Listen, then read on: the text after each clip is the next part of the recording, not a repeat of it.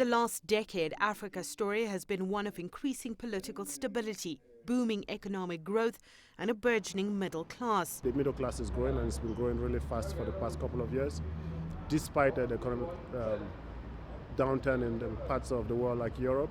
If you think about it, most of the African economies are growing at an average of 5.5. Big business grabbed the opportunity to expand and increase profits, while African economies benefited from the direct investment and job creation. But there are new concerns about the sustainability of such operations, especially after food and nutrition giant Nestlé decided to scale back after operating on the continent for over a century. Who does Nestlé really sell its products to? It's not the middle class, it's really the masses, right? Its products is to the masses. If they'd come out and said because of the Boko Haram in Nigeria, they couldn't get some of their products to up north in Nigeria, where that's where you find the biggest of the Nigerian population, right? So if they said their logistics were impacted by Boko Haram, they couldn't sell to the majority of the market, I think it's more possible and more sensible for them now trying to cut costs and reduce some of their staff. So is Africa really the next frontier? In South Africa, the middle class is growing. If we have a look at the average wages which are being paid and the salaries and income levels, it is growing. But that does not mean to say that it is necessarily growing in proportion to the people that are not classified as being in the middle income group. Sure enough, because of inequalities within the African continent, the top of the economy grows much faster, so the rich gets richer quicker.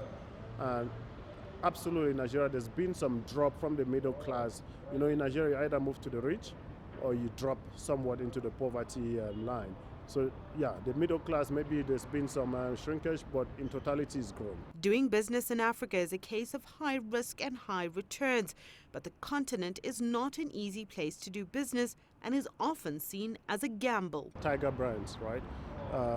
Still finding growth across the African continent. Cameroon, Nigeria comes to mind. ShopRite, 5 shops of ShopRite in Angola sells more Red Bulls than 308 shops in South Africa does.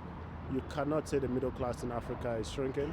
Those that are willing to stick it out are likely to benefit in the long term. Global research group McKinsey estimates that consumer spending in Africa will hit $1.4 trillion by 2020. And according to the African Development Bank, the middle class makes up for 34% of the continent's 1 billion population and is on the up. The issue relating to investment is not only one that relates to whether we've got a large and growing middle class or not. It's also dependent on a large number of other factors, such as the ease of doing business, the actual impact, the tax situation, the labor legislation. Africa still has a long way to go in improving its reputation. Analysts agree that if issues of good governance, corruption and poverty are dealt with more effectively, investors will be more confident to buy into Africa. Sumitra, Nydoo, CCTV, Johannesburg.